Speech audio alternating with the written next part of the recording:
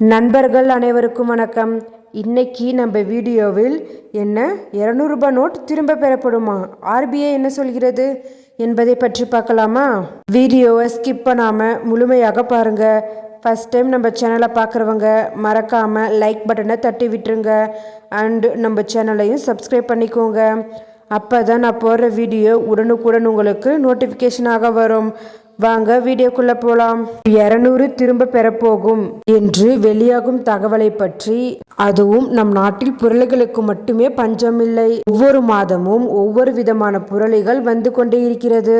அந்த வகையில் பிப்ரவரி மாதம் வந்த புரளித்தான், அதாவது ரூ 2000 தாள்களை தொடர்ந்து ரூ 200 தாள்களும் திரும்ப பெறப்போகும் என்பதாகும். அதாவது புழக்கத்தில் இருக்கும் 200 ரூபாய் நோட்டுகளை ஆர்பிஐ மெல்ல மெல்ல குறைத்து வருவதாகவும் விரைவில் திரும்ப பெறப்படுவதற்கான அறிவிப்பு வெளியாகும் என்று தகவல்களும் கூறியிருக்கிறார்கள். ஆனால் ஆர்பிஐ சொல்லியிருக்கும் தகவலே வேறு.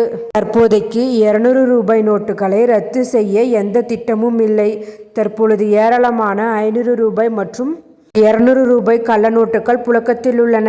எனவே மக்கள் தான் எச்சரிக்கையாக இருக்க வேண்டும் என்றும், உங்களிடம் 200 ரூபாய் தாள்கள் இருந்தால் அவை உண்மையானவையா என்பதை உறுதி செய்ய கொள்ளுமாறு, யாராவது பணம் கொடுத்தால் அது உண்மையான தாள்களா என்றும் உறுதி செய்து கொள்ளுமாறு, மற்றவர்களுக்கு கொடுக்கும்போது அதை உறுதி செய்து கொள்ளுமாறும் அறிவுறுத்தியிருக்கிறது.